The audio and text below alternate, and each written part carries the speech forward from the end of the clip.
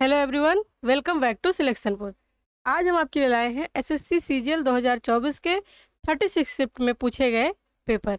आज हम लोग 12 तारीख के थर्ड शिफ्ट का पेपर सॉल्व करेंगे। बाकी 9, 10, 11 और 12 के बचे हुए सारे शिफ्ट हम लोग सॉल्व कर चुके हैं। देखिए, पेपर सॉल्व करने का बस इतना सा रीज़न है कि आपकी एक्यूरेसी और स्पीड दोनों मेंटेन होनी चाहिए, है ना। अगर आप चीज़ें धीरे धीरे करेंगे तो नो डाउट आप एक्यूरेट रहेंगे, but in your exam hall आपको स्लो नहीं करना है ना। आपको एक्यूरेसी और स्पीड दोनों मेंटेन रखनी है। तो कभी कभी होता है कि आप बच्चे जब सामने का टीचर को देखते हैं ना, बहुत धीरे धीरे पढ़ा रहा है, तो उनकी वो हैबिट बन जाती है धीरे धीरे क्वेश्चंस करने की। तो उसी स्पीड को मेंटेन करने के लिए हम आप लोगों के सामने ये सारे क्वेश्चंस लेके आए हैं, और किस स्पीड में सॉल्व करना है, मैक्सिमम कितना टाइम चाहिए एक पेपर को सॉल्व करने के लिए, ये सारी चीज़ें हम लोग देखेंगे। तो ये है आपका पहला क्वेश्चन। चलिए बताइए क्या होगा इसका। Select the appropriate option. Substitute बताना है। Who did accompany you. Who did accompany you. अच्छा, आपको पता है हु ये क्या है? एक सब्जेक्ट है ना, जैसे ही, सी, इस तरीके का सब्जेक्ट है। तो आप सबको पता है, चाहे वो प्रेजेंट का हो या फ्यूचर का हो, डायरेक्ट सब्जेक्ट के बाद हम डिड नहीं लेते, है ना। In positive sentence direct subject के बाद हम पॉजिटिव सेंटेंस में डिड नहीं ले सकते। तो यानी इसका मतलब कि ये तो गलत है। इट मीन्स ये गलत है। तो बताइए यहाँ पे डिड नहीं होगा, तो अब यानी डज भी नहीं होगा, दोनों सेम प्रोसेस फॉलो करता है। मस्ट भी नहीं होगा। अब आप बताइए, ये पास्ट का है, ये प्रेजेंट का है।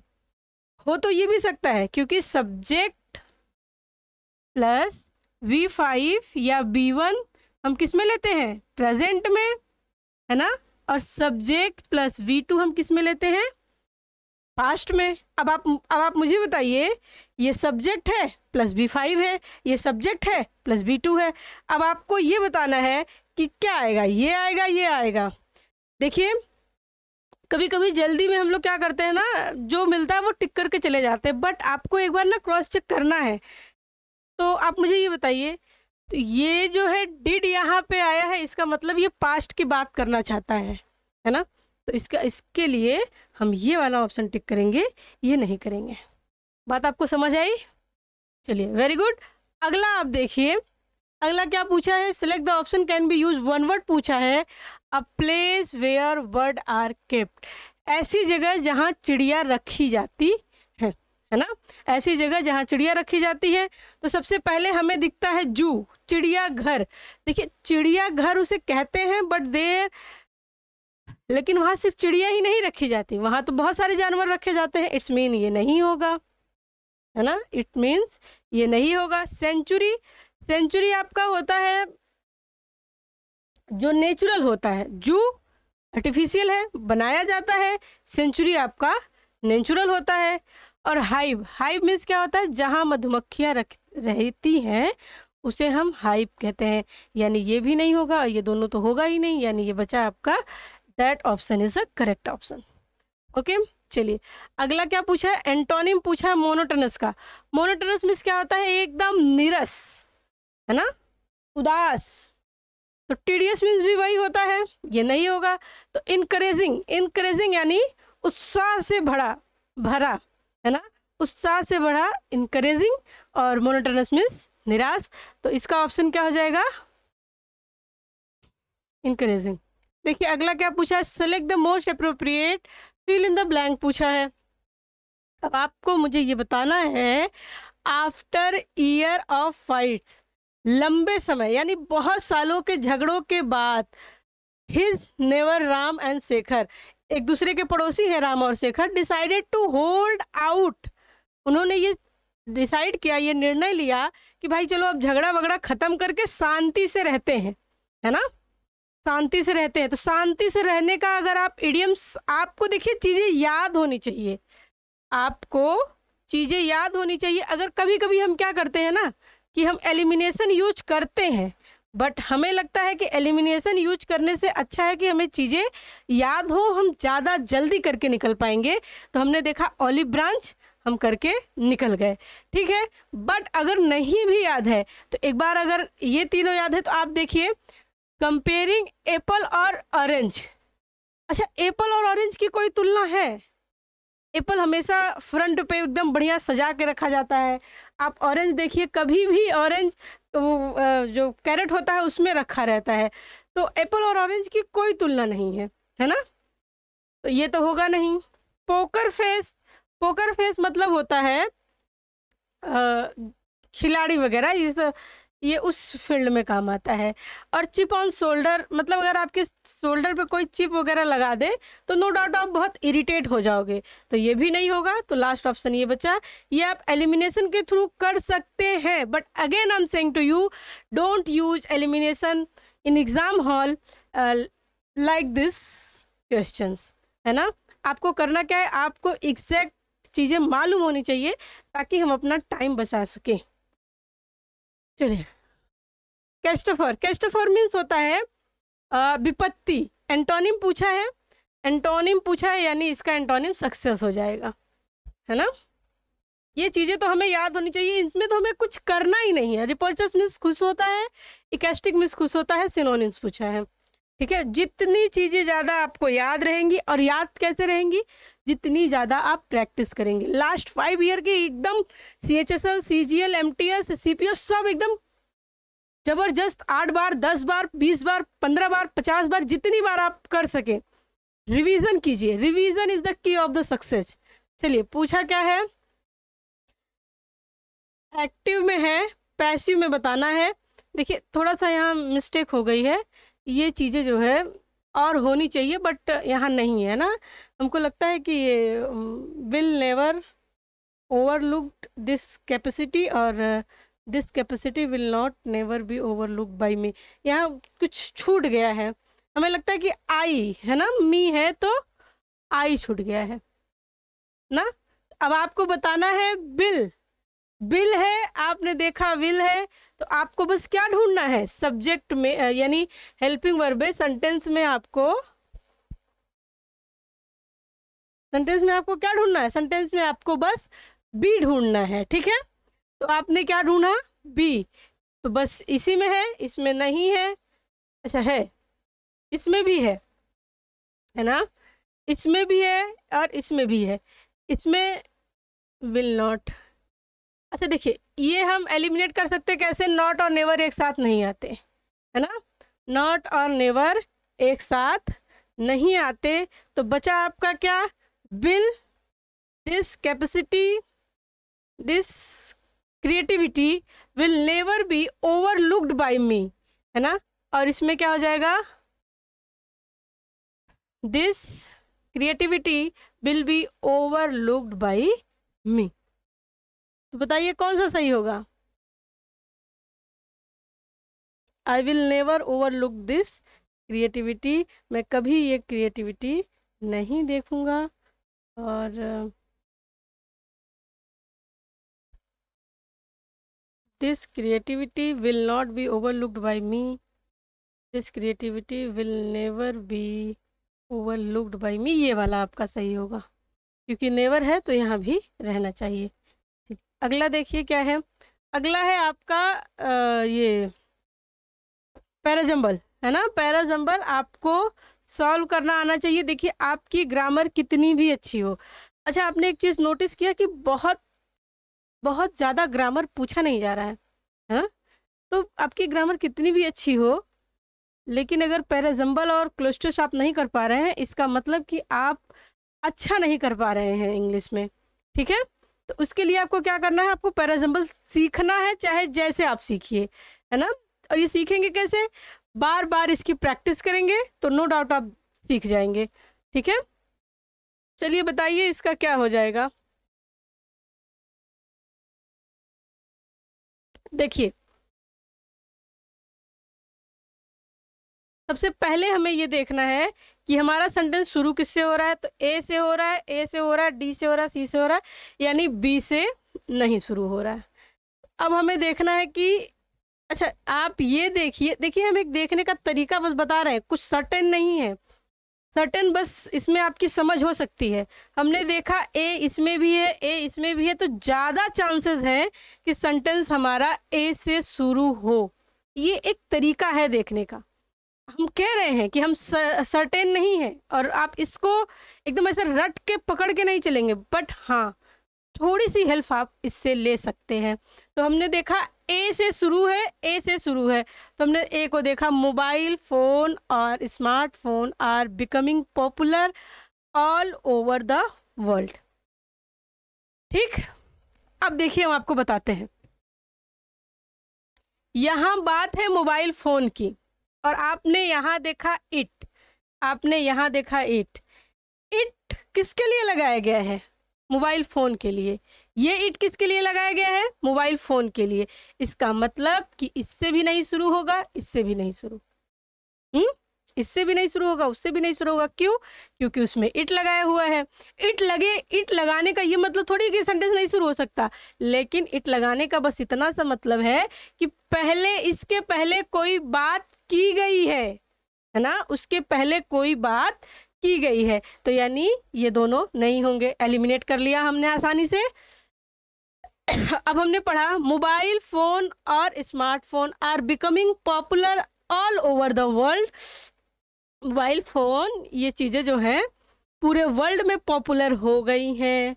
अब आपको देखना है कि ए के बाद बी आएगा या ए के बाद सी आएगा। तो आपने देखा but at the same time it also harms us in many ways. लेकिन चलो पॉपुलर तो हो गई हैं, बट ये क्या कर रही हैं? ये सेम टाइम हार्म भी कर रही हैं। उसके बाद हमने देखा it is the most widely use mean communication. तो सबसे पहले तो हम ये बताएंगे कि हम मोबाइल का यूज करते क्यों हैं, है ना। सबसे पहले हमें ये बताना है कि मोबाइल का यूज हम करते क्यों हैं।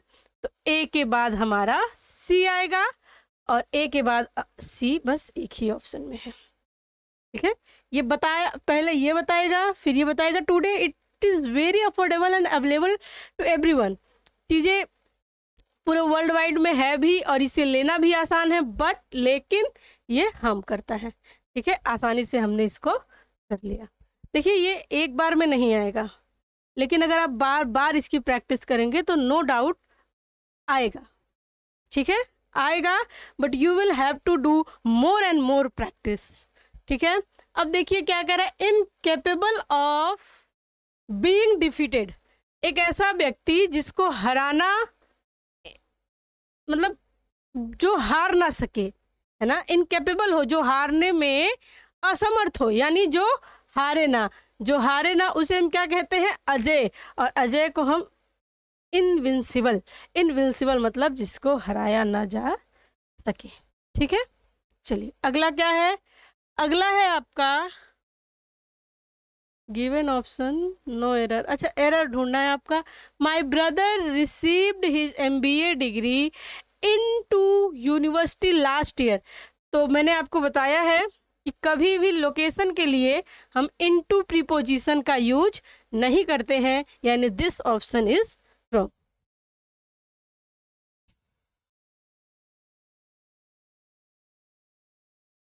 चलिए इसमें क्या है? अगेन पैराजम्बल, आपको बताना है पैराजम्बल है, कौन सा सही होगा। देखिए सबसे पहले हमें क्या ढूंढना है? शुरुआत हमारी किससे हो रही? आप देखेंगे सी से, डी से, ए से, बी से। यानी अगर मुझे एक सेंटेंस पता चल जाए कि शुरुआत मेरी इससे हो रही है, तो नो डाउट हम क्या करेंगे, हम एक बार में टिक करके चले जाएंगे। तो सबसे पहले हमने देखा दिस पास्ट, यानी दिस पास्ट यानी पहले किसी और के बारे में बात हो रही है, ए से शुरुआत नहीं होगा। हमने देखा B, strange lands exciting place, तो मतलब पहले और बात हुई है, तो यानी बी से भी नहीं शुरू होगा, है ना। अब हमने देखा D, I got to travel to England, France, Switzerland and Germany. मैंने इंग्लैंड, स्विट्ज़रलैंड, फ्रांस, जर्मनी ये सब ट्रेवल किया, लेकिन पहले और भी कुछ बातें हुई हैं, इसका मतलब कि ये भी नहीं होगा। अब देखिए ये क्या कहना चाह रहा है, ever since I was a little girl, जब मैं छोटी बच्ची थी, I dreamed about travelling over age, मुझे हर जगह घूमने का शौक था, है ना, मुझे हर जगह घूमने का शौक था। यानी शुरुआत इसी से हो रही है, शुरुआत इसी से हो रही है। वो ये कहना चाहती है कि जब मैं छोटी थी तो मुझे हर जगह घूमने का शौक था, तो फिर उसने क्या किया, घूमा भी। बाकी चीज़ें आप पढ़ लीजिएगा। अरे यार,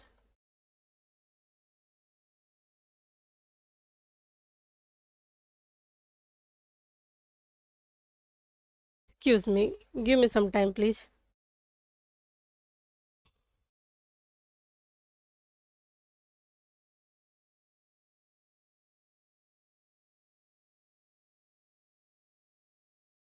गिव मी सम टाइम। कभी कभी टेक्निकल इशू आ जाते हैं। चलिए ठीक है, ये रिजॉल्व हो रहा है, तब तक हम आपको बताते हैं कि चीज़ें कैसे हमें पढ़नी है ना। जब भी हम कभी प्रीवियस ईयर करने बैठे तो हमेशा हम याद रखें कि पहले हम चीज़ों को चैप्टर वाइज करें, फिर उसके बाद मिक्स प्रैक्टिस करें, है ना।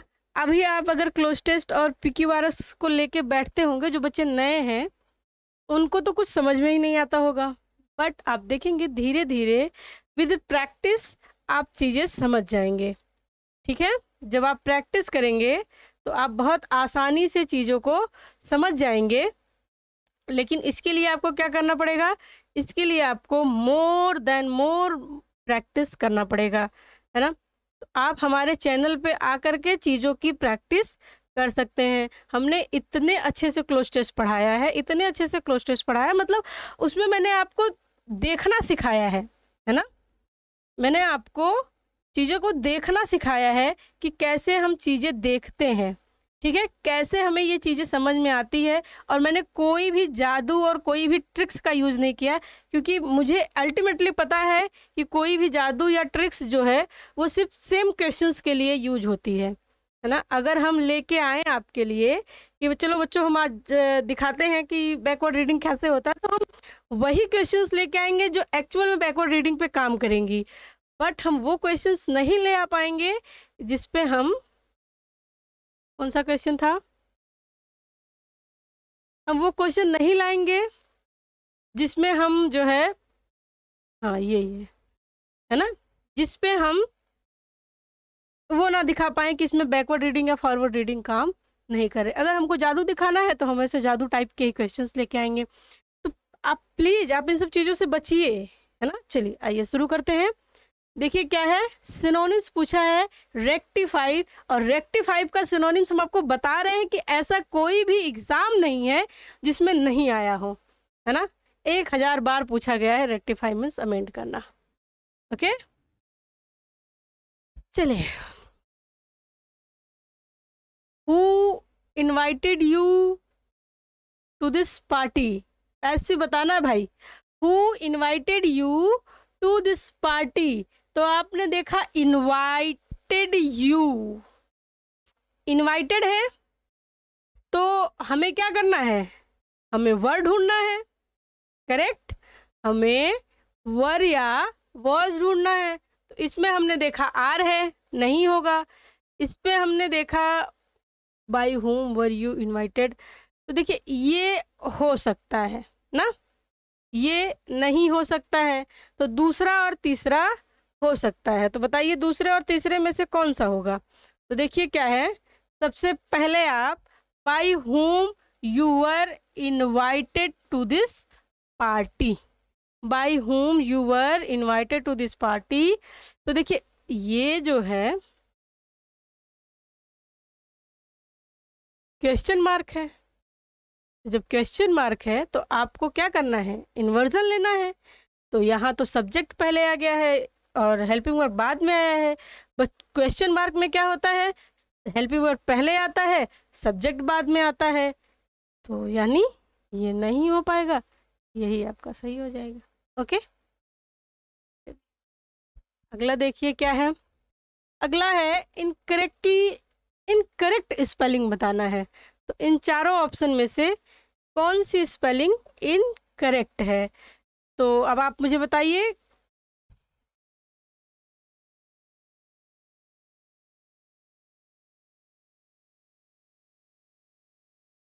देखिए ये कंसेंसियस की स्पेलिंग इसमें गलत है, यहाँ पे एस भी होगा, ठीक है।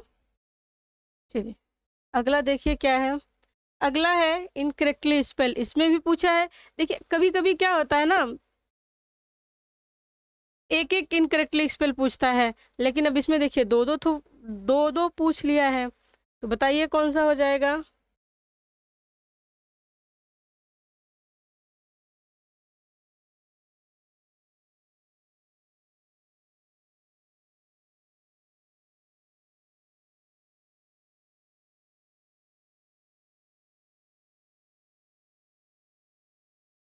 तो ये देखिए, ये यू नहीं होगा, ये हो जाएगा कंटेम्पिटेबल मतलब जिससे हम घृणा करते हैं या जिससे घृणा किया जाए। आज टेक्निकल इशू बहुत है, कल आज सैटरडे है, कल संडे है, हमको लगता है कि पूरे हफ्ते ये चीज़ें चलती हैं, इसलिए थोड़ी सी इशू क्रिएट करती हैं। बट आई विल ट्राई कि अगली बार आपको ये चीज़ें ना देखने को मिले। चलिए 16 का बताना है, cell cry out allocated responsibilities, तो क्या हो जाएगा इसका। Cell cry out to responsibilities, तो देखिए सबसे पहले इसका सब्स्टिट्यूट पूछा है, तो सब्स्टिट्यूट क्राई आउट का सब्स्टिट्यूट क्या होता है। क्राई आउट का सब्स्टिट्यूट होता है एग्जीक्यूट करना। क्या होता है, एग्जीक्यूट करना, यानी this is your correct option, ठीक है। अगला देखिए, अगला है आपका एरर पूछा है ना। हाँ एरर पूछा है, इंटरजेक्शन, अच्छा करेक्ट इंटरजेक्शन बताना है। अच्छा देखिए आप क्या कह रहा है, ही replied in a dry tone, उसने बहुत ही गुस्से में कहा, ouch I will not work for you anymore, उसने गुस्से में कहा कि मैं तुम्हारे लिए अब काम नहीं करूंगा, मैं तुम्हारे लिए अब काम नहीं करूंगा। तो क्या ये बताइए, ये जो इंटरजेक्शन आया है यहाँ पे, क्या ये सही इंटरजेक्शन है। अगर मुझे गुस्सा आ जाए और मुझे कहना कि अब हम तुम्हारे लिए काम नहीं करेंगे, तो आउच कहेंगे। आउच कब कहते हैं हम, जब हमें कहीं चोट लग जाती है या कुछ गड़बड़ हो जाती है तब कहते हैं। यहाँ हम क्या सकते हैं, यहाँ हम क्या कह सकते हैं, listen I will not work for you, है ना। देखो अब हम तुम्हारे लिए काम नहीं करेंगे, तो यानी यहाँ पे ये इंटरजेक्शन गलत आया है, ठीक ना। चलिए अगला देखिए क्या है, इडियम्स बताना है। When lives give you lemon, make lemonade, है ना। When life give you lemons, make lemonade, जब आपको जीवन मतलब होता क्या ना, इसकी हिंदी जैसे जब जिंदगी बैंड बजाए तो नाच लेना चाहिए, जब जिंदगी बैंड बजाए तो नाच लेना चाहिए। उसको अगर इंग्लिश में हम कहें, when life gives you lemons, तो make lemonade, है ना। जब लाइफ आपको लेमन दे तो लेमनेड बना लेना चाहिए, यानी enjoy the most, make a best out of difficult situation. Difficult situation को भी अच्छा बना लीजिए, जब जिंदगी बैंड बजाए तो नाच लेना चाहिए। चलिए स्ट्रॉन्ग का एंटोनिम्स वीक क्या है भाई, फिल इन द ब्लैंक्स पूछा है आपसे। तो अब आप मुझे बताइए, टिकट कंफर्म करना है तो ये वाला तो होगा नहीं, यही वाला होगा, है ना। ये है आपका क्लोज टेस्ट, ठीक है, ये है आपका क्लोज टेस्ट। इसको हम आपके दूसरे क्लास में हम आपको पढ़ाएंगे, ठीक है। तब तक के लिए बेस्ट ऑफ लक। देखिए चीज़ें आज टेक्निकल इशू थोड़ा सा हुआ, and I am sorry for that. I will try कि नेक्स्ट टाइम आपको ये सारी चीज़ें फेस ना करनी पड़े। बस आप इसी तरीके से प्रैक्टिस करते रहिए, चीज़ों को फॉलो करते रहिए, नो डाउट एक दिन बहुत अच्छा आप कर पाएंगे। देखिए ऐसा कह देना कि 6 महीने में, 5 महीने में, 8 महीने में, 10 महीने में, ये सब कहने की बातें हैं। बाकी अगर आप प्रैक्टिस करते रहेंगे तो ये सारी चीज़ें आपके ऊपर डिपेंड है कि आप कितनी अच्छी सी चीज़ों की प्रैक्टिस कर पाते हैं। ओके, चलिए मिलते हैं हम आपको नेक्स्ट क्लास में, तब तक के लिए बेस्ट ऑफ लक।